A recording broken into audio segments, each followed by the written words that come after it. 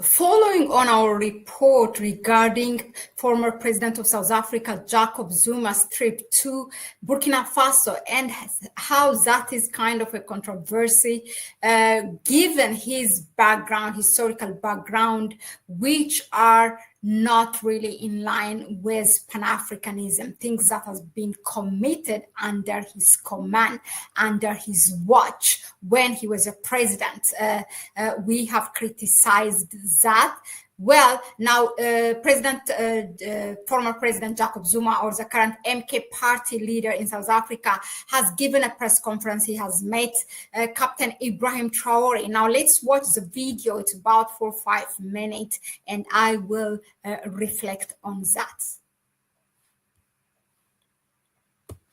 As you know, Africa was colonized many centuries and oppressed, and every other thing was done by people who came here. Africans decided to say, let us now be free. And we went through I want to. Africa was colonized many centuries and oppressed, and every other thing was done by people who came here. Africans decided to say, let us now be free. And we went through that kind of situation and succeeded to have Africa, as they would say, being freed. But those who had colonized us, it was just a bit that they say, we can do this. They continued, in a sense, indirectly, to take everything in Africa they found, to claim that this belongs to them. And they still do it today. Even that freedom that we are talking about got watered down by the manner in which the relations between Africa and the colonizers were. Because colonizers still believe it was their own. And therefore, even having said, we are now free, but the misery, the problems that we still face are the same. And therefore, we as Africans have to discuss that matter and correct the wrongs. I think this country is a glaring example, this country, wherein those who oppressed them wanted to continue to do so. What was good with the leaders here, they said, not now. And it was therefore important to discuss with the president here. What can we do to ensure that this process that has been taken begins again in Africa to finally liberate Africa? If you look at what has happened, you will realize that the colonizers, since the time up to now, still believe that Africa belongs to them.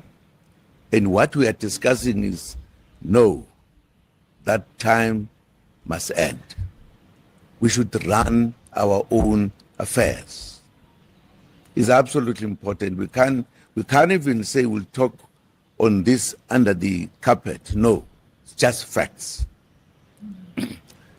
We discuss things related to what I've just talked about, and as you know, I can't give you all the details because we were discussing as Africans, and we are not necessarily saying we want to tell the world what is happening. We want to say, we who think alike now, what can we do to help Africans to be finally free? That's what we talk about, and I'm very happy to have met my brother here, because I think he's something in Africa that Africa will always remember.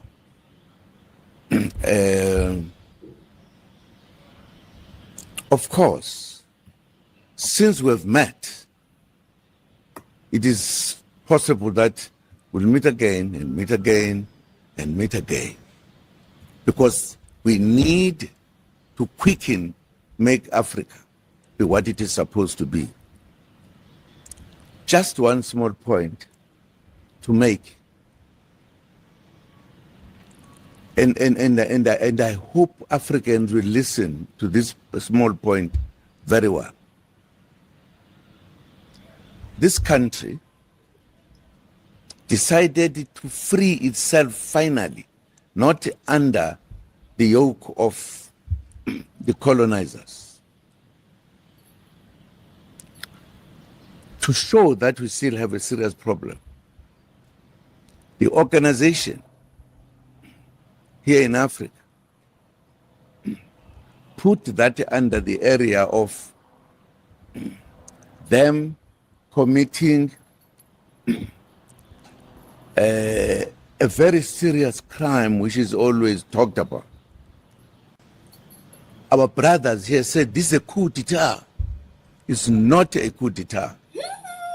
My God. This country decided to free itself 100% from the colonizers. The rulers of us here, our colleagues, can't see it. They think it's a coup d'etat which was developed by the oppressors to change the kind of caliber of leaders who were there at that time, to remove them. They can't see the difference. Well, you have heard him. He said that out loud. That stands out for me. This is not a coup d'etat. The country decided, the people decided to free themselves. And that's a big statement. That's a big statement. Oh my God, I cannot believe that Jacob Zuma, former president of South Africa and current president of the MK party in South Africa, has said that. This was something that was said by Her Excellency Dr. Arikana. You have seen her, she was there as he gave his press conference. And what a statement. Yeah, there are some things kind of were not said. For example, he say, when we were colonized by the people who come here. He could have just simply said white people, the Europeans, just call them by their names. And then when he talked about how the former colonial power still was imposing that colonization in Burkina Faso, and how Burkina Faso said, he was just going around the bush not to say France, but just say it. It's France, right? But that might have a problem on him. I don't know. But again, his last statement saying that this is not a coup d'etat is what stands out for me. Well done. Well, I brought historical facts that happened. Some of you have come in the comment section and you have criticized me that you said it was not Jacob Zuma who commanded the killing of those 43 people in the mining sector in South Africa and other things, and also the killing of Muhammad Gaddafi. But it happened when South Africa was, he might not utterly say it. These things are done historically, really. So South Africa at that time was the member of the Non-Permanent Security Council, one of the 3 African countries representing the continent there. They should have stopped it. They should have done more than that. So when they decided, the UN resolution decided, the Security Council, to make Libya a no-fly zone. So, well, I mean, there are some factors still that I appreciate. Keep it coming. I'm not going to mute you or something, as some of you said. Please do. You started by saying, do not mute us. No, I don't. I actually appreciate, and I learn from your comment a lot. when Jacob Zuma says this, there's no way that I will just say, oh, because we talked about him, that how his historical, his history shows that something that's not in line with Pan-Africanism, I am not gonna come, and it doesn't mean that I'm not gonna come and praise him for saying this, for the fact that what happened in Burkina Faso and also in the other Alliance of Sahel states, Niger and Mali, is not a coup d'etat. It's people deciding to free themselves. In other words, it's a revolution. That's what it is. Well, thank you very much again for tuning in. Let us know in the comment section, what do you think of this statement by former President Jacob Zuma? Ciao, ciao.